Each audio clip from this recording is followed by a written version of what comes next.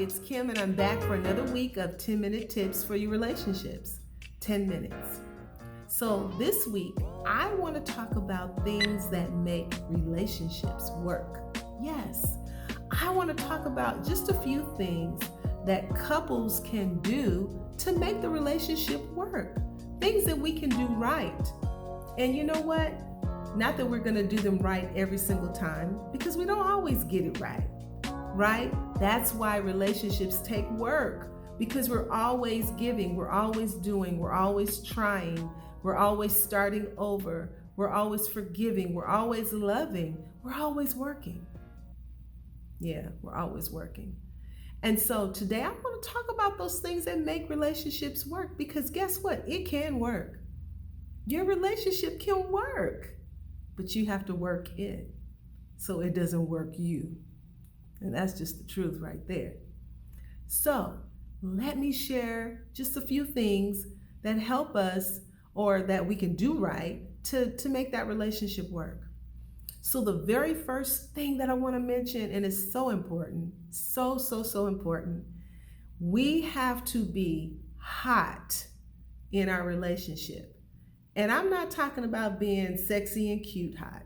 No. I'm talking about the acronym HOT, H-O-T.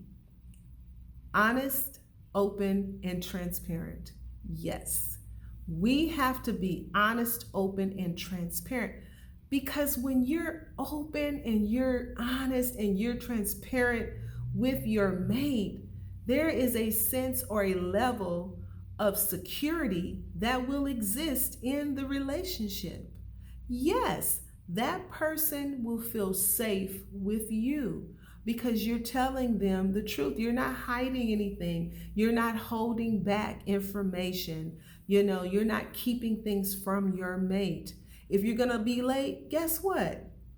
Pick up that phone and say, hey, boo, I'm going to be late. I'm going to stop at the store. I'm going to stop by my mother's. I'm going to do this. I'm going to do that. Or send a text message. But guess what?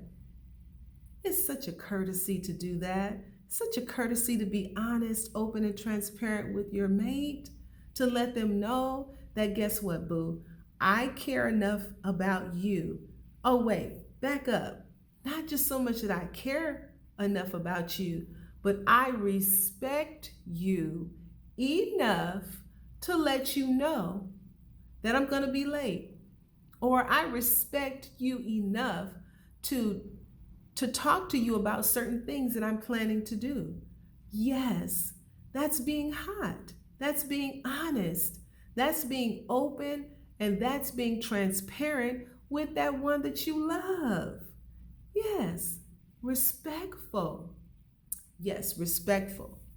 So that's something that we should keep in mind, is that we should be hot, honest, open, transparent. Okay? And of course, no matter what, communication is always important when we're talking about relationships. Being able to talk, get a point across, convey information. Oh my God, it's so important that you communicate with people, that you don't leave people, to come up with their own thoughts and of what's going on, that you just tell people what's happening. It's important that you tell your mate what's on your mind, what's going on with you, what's happening inside, what you're thinking, what you're feeling. It's important that you share information, important information. Yes, your mate needs to know certain things. There are certain things going on in your life that your mate needs to have information about. And the only way that they're going to know about these things is if we communicate, if we share thoughts, if we share ideas, if we share information with our mate. The best way to build and maintain a healthy relationship is through communication. We cannot get around it.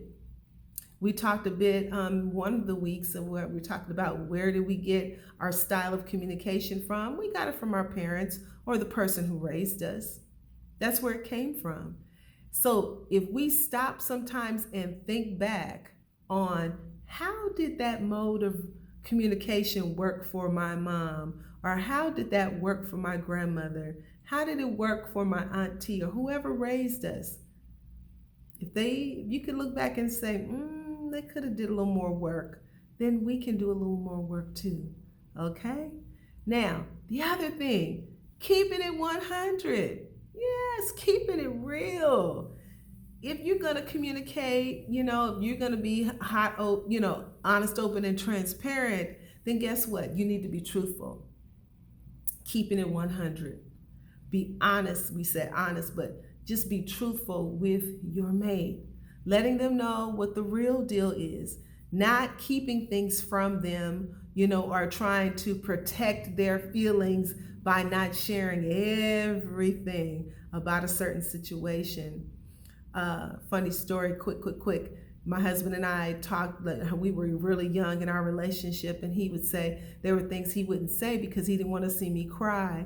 And one day I just told him, let me cry. I won't die if I cry. Okay? But that's keeping it 100. It's important to keep it 100 with your mate. Okay? Now, you want to know something that's really going to help or things going to make that relationship work? Dating your boo. Date your mate.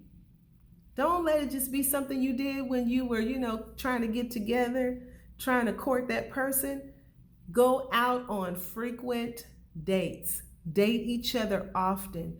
And guess what? If you have a certain date night, don't break that date night for anything and anyone, unless it's just an absolute emergency. But have fun with each other.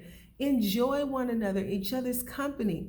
And let date night be just the two of you, not you and the kids, not you and your friends. And sometimes it just needs to be you and boo. I love it when it's just me and boo. That's just our special time. So date your mate, okay? And do it often, okay? We don't do that enough. We don't date each other enough. Just show up on a Wednesday with some flowers. I guarantee you leave an impression, okay? So that kind of rolls over into the next topic, having good sex. It's important. It's important that we have good sex, important that we have it often, that it should be a great part of our relationship. Yes, we want to make this relationship work, then we need to communicate with one another through the means of sex. And sex it's more than just intercourse, okay? It's the back massages, and it's the showering together and cuddling, and just the kiss on the cheek and the holding hands. It's all that stuff that leads up to, that big ta-da.